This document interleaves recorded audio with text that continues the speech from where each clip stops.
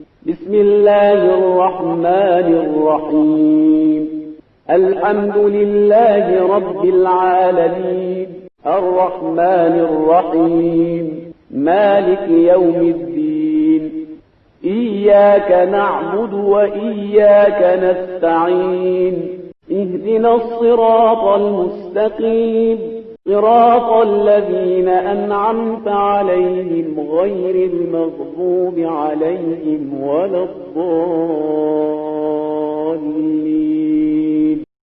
اعوذ باللہ من الشیطان الرجیم. بسم اللہ الرحمن الرحیم. الحمد لأہلہ والصلاۃ علی اہلہا. السلام علیکم ورحمۃ اللہ وبرکاتہ. آؤ کتاب پڑھیں.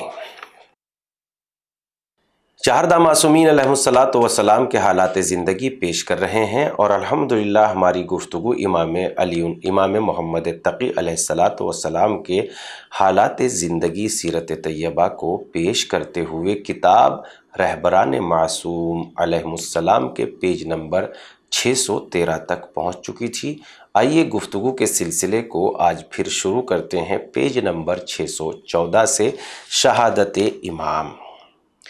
سن 218 میں مامون کو موت اپنے ساتھ لے گئی. اس کے بعد مامون کا بھائی معتصم اس کا جانشین ہوا. سن 220 ہجری میں معتصم نے امام کو بغداد بلایا تاکہ نزدیک سے آپ پر نظر رکھ سکے. سن 218 ہجری میں مامون کو موت اپنے ساتھ لے گئی اور اس کے بعد مامون کا بھائی معتصم اس کا جانشین ہوا. سن 220 ہجری میں معتصم نے امام کو بغداد بلایا تاکہ نزدیک سے آپ پر نظر رکھ سکے. ہم گزشتہ صفحات میں چور کا ہاتھ کاٹے جانے کا واقعہ نقل کر چکے ہیں.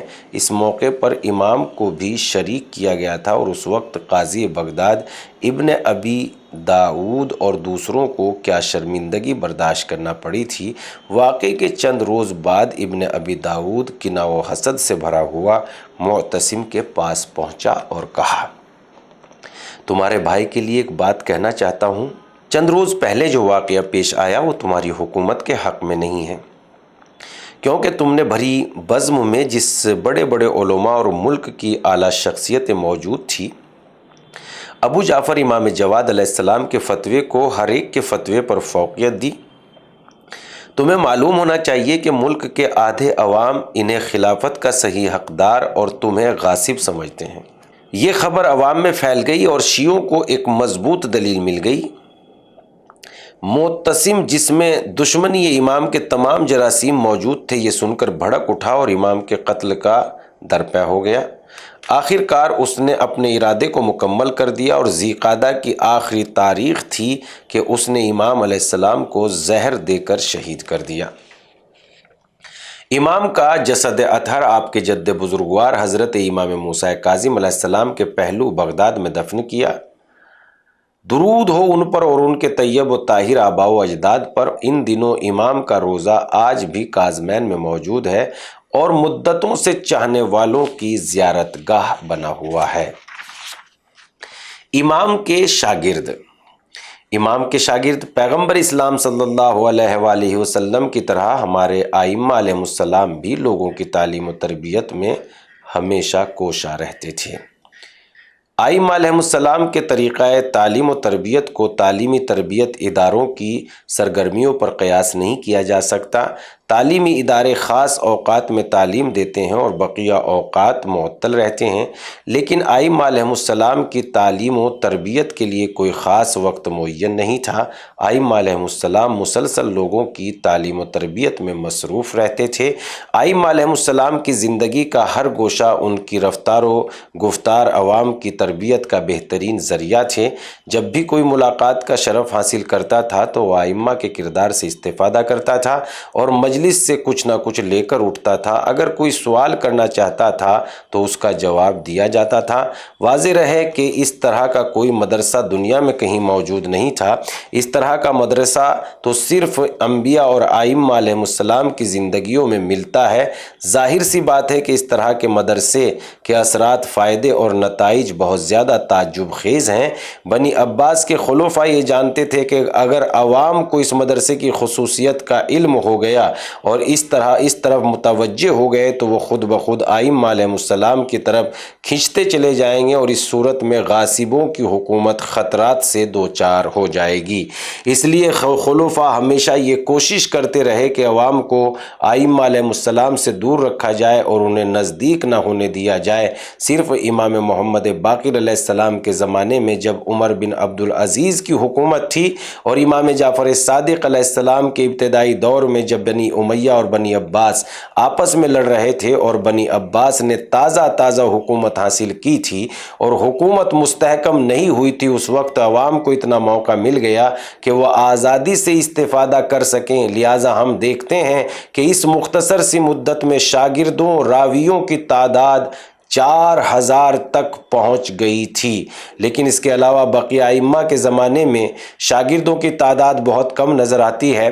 مثلا امام جواد علیہ السلام کے شاگرد اور راویوں کی تعداد 110 ہے۔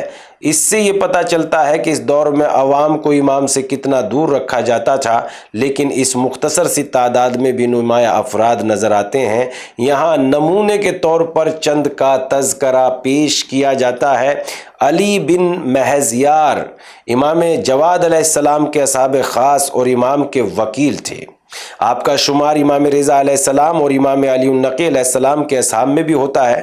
بہت زیادہ عبادت کرتے تھے، سجدے کی بنا پر پوری پیشانی پر گٹھے پڑے ہوئے تھے، طلوع آفتاب کے وقت سر سجدے میں رکھتے تھے اور جب تک 1000 مومنوں کے لیے دعا نہ کر لیتے تھے اس وقت تک سر نہ اٹھاتے تھے، اور جو دعا اپنے لیے کرتے تھے وہی ان کے لیے بھی کرتے تھے۔ علی بن محضیار اہواز میں رہتے، آپ نے 30 سے زیادہ کتابیں لکھی ہیں۔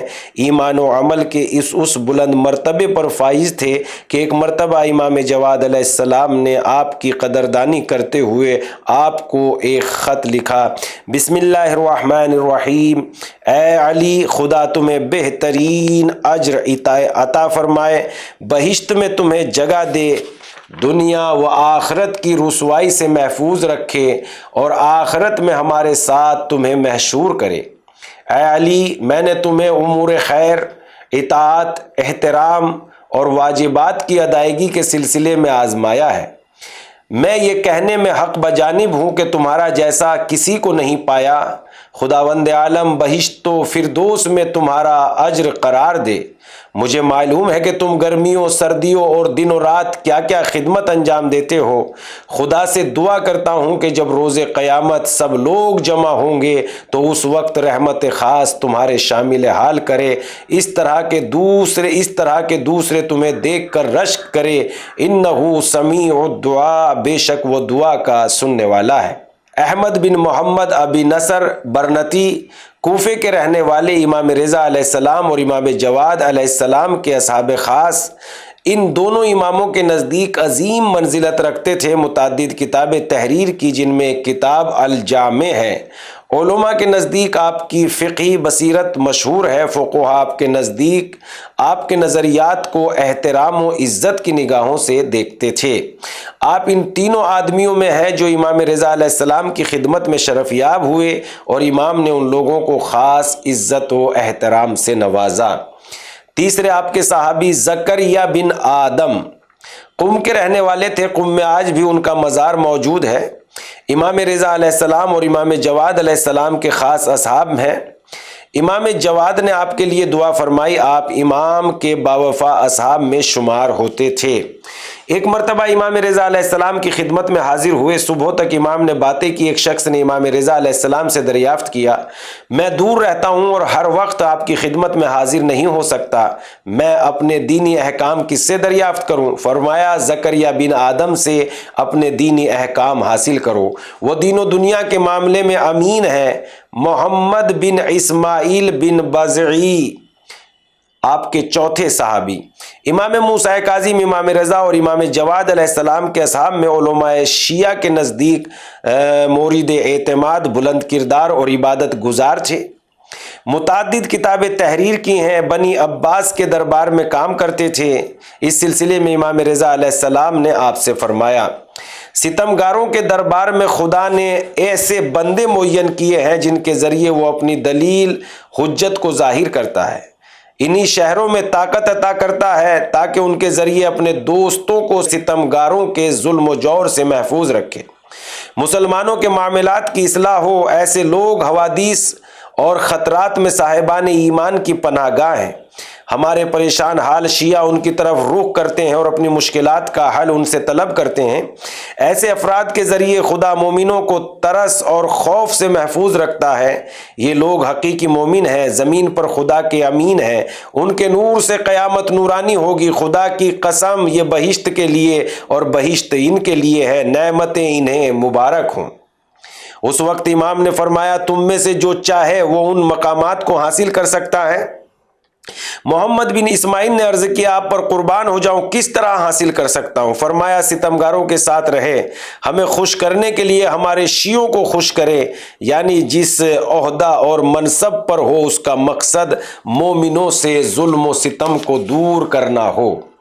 محمد بن اسماعیل جو بنی عباس کے دربار میں وزارت کے عہدے پر فائز تھے، امام نے آخر میں ان سے فرمایا، اے محمد تم بھی ان میں شامل ہو جاؤ۔ حسین بن خالد کا بیان ہے کہ ایک گروہ کے ہمراہ امام رضا علیہ السلام کی خدمت میں حاضر ہوا۔ دوران گفتگو محمد بن اسماعیل بازئی کا ذکر آیا۔ امام نے فرمایا، میں چاہتا ہوں کہ تم ایسے افراد ہو۔